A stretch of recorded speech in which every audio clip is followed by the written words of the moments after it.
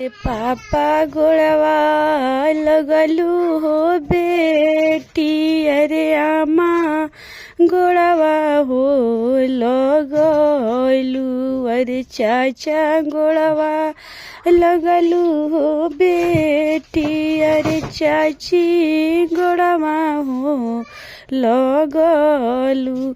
अरे अब तू कल सबुरवा हो बेटी, अब तू जा चुप हो बेटी, कला ना तू सबुरवा।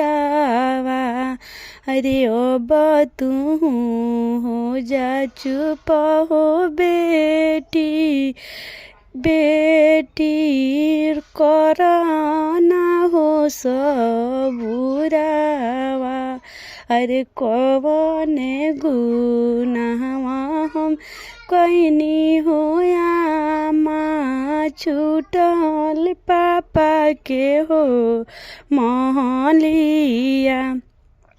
अरे कवने गुनाहवा हम कैनी हो पापा, छूटल पापा के हो महलिया। अरे कवन गलतिया हम कैनी हो पापा, छोड़वला भैया के हो संगतावा। अरे कवन गलतिया हम कैनी हो पापा, छोड़वला तू भैया के संगतावा। अरे पापा चोरनी हम रहनी हो पापा की रहनी हम हो छोटनिया। हो पापा क भैले हमसे कवनो गलतिया हो पापा की रहल ना तोहर इज्जतिया। अरे पापा भइले कवनो हमसे गलतिया हो पापा की रहल ना तोहर इज्जतिया। अरे चोरनी ना रहलू हो बेटी, ना रहलू तू हो छोटनिया। अरे चोरनी ना रहलू हो बेटी, ना रहलू तू हो छोटनिया।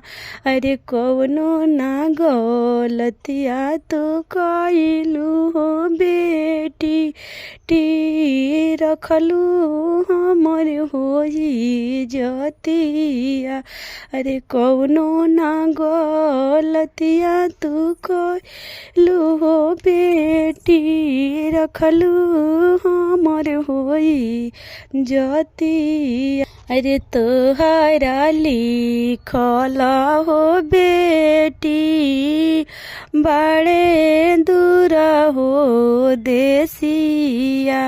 अरे भैया के तू हो बेटी, अपना हो पहुनिया। अरे भैया के तू हो बेटी, अपना हो पहुनी। ओही से विधना लिखले हो बेटी, बनल रही इज्जतिया।